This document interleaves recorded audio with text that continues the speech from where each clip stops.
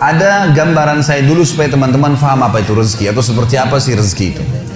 Kalau gambaran saya, rezeki itu seperti sebuah pohon.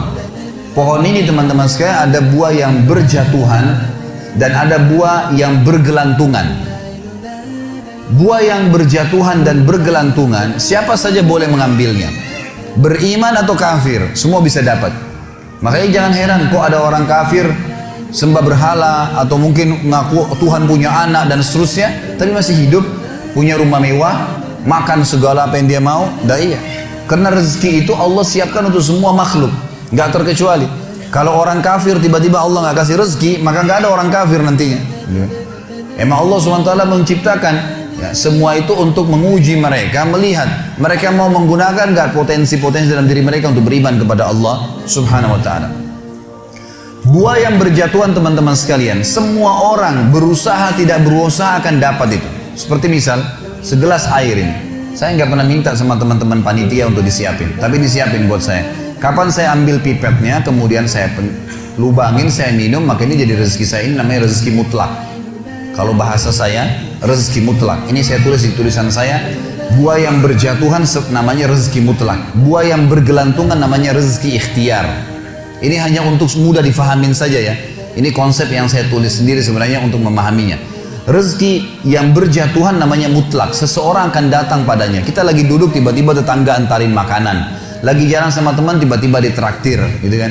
Atau mungkin orang tua kita setengah mati banting tulang, tiba-tiba beliau meninggal lalu kemudian kita dapat warisan. Namanya mutlak. Kalau ini teman-teman sekalian kita mau nggak mau akan datang kepada kita.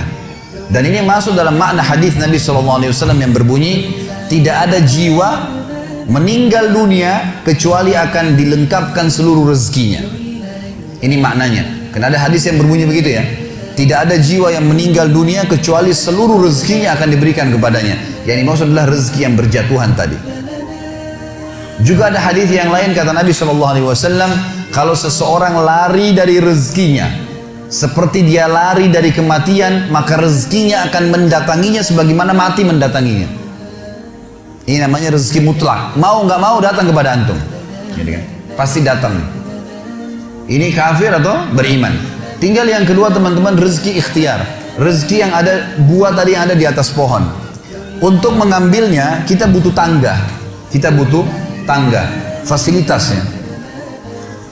Fasilitas ini teman-teman sekalian, tangga ini adalah ilmu. Adalah ilmu. Ini sesuai mirip dengan perkataan Imam Syafi'i rahimahullah. Siapa yang ingin dunia, dia harus punya ilmunya. Siapa yang ingin akhirat, dia harus punya ilmunya. Siapa yang punya dua-dua, mau dua-dua dunia akhirat, dia juga harus punya ilmunya. Memang ilmu itu tangganya. Jadi siapapun yang punya ilmunya, dia pelajari bisnis tertentu misalnya. Dia pelajari misalnya masalah properti, masalah ya kuliner, masalah ini, masalah itu. Dipelajari sama dia. Kemudian dia punya ilmunya, maka dia punya tangga. Dia akan naik ke atas. Dan pada saat dia naik ke atas pohon, dia bisa petik buah sebanyak mungkin, semau dia. Kenapa misalnya restoran-restoran besar dunia seperti KFC, McDonald dan seterusnya, ini bukan karena saya sebutkan namanya karena mau dipromosikan, tidak ada hubungannya. Tapi yang saya maksudkan adalah bagaimana bisa seseorang yang beragama Yahudi kufur kepada Nabi SAW, kufur kepada Allah, Allah pastikan kekafiran mereka, tapi bisa punya cabang sampai jutaan cabang, ribuan, ratusan ribu cabang seluruh dunia. Karena dia punya ilmunya, dia pelajari ilmunya. Jadi orang kafir pun bisa dapat tuh, gitu kan? Bisa dapat. Jadi jangan heran teman-teman kenapa orang kafir bisa punya banyak usaha. Ya dia punya ilmu, kita pelajarin. Makanya Allah berikan standar dalam masalah rezeki. Semua manusia punya dua mata, punya dua kaki, punya dua tangan, waktunya sama 24 jam. Potensinya sama, kecuali yang lahir dalam keadaan cacat saja. Kalau enggak sama semua, gitu kan? Bedanya kita sama orang-orang yang sudah sukses, ya hanya sekedar ilmu pengetahuannya saja. Kalau ilmunya kita miliki dan kita coba kembangkan, maka akan terbuka itu. Hanya saja, teman-teman sekalian, beda antara, dan ini kalau rezeki ikhtiar terbuka, semua orang bisa mengumpulkan sebanyak mungkin. Tinggal bagaimana dia punya ilmu. Ilmunya tangga, dia naik ke atas. Begitu dia naik ke atas, dia ambil buah yang terdekat. Yang agak jauh dipakai jala sama dia.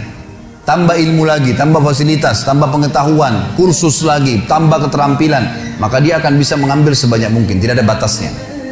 Bedanya antara rezeki orang beriman dengan rezeki orang kafir di berkahnya. Ini bedanya di sini.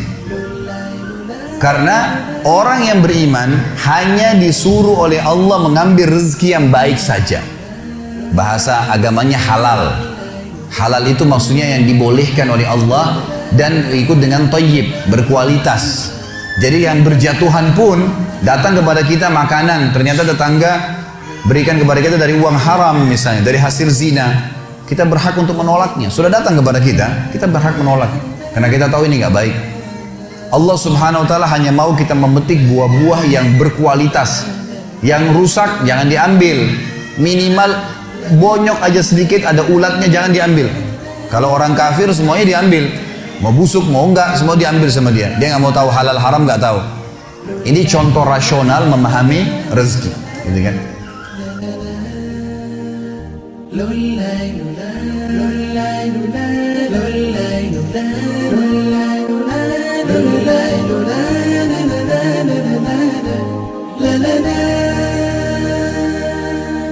la la la la la la la la la la la la la la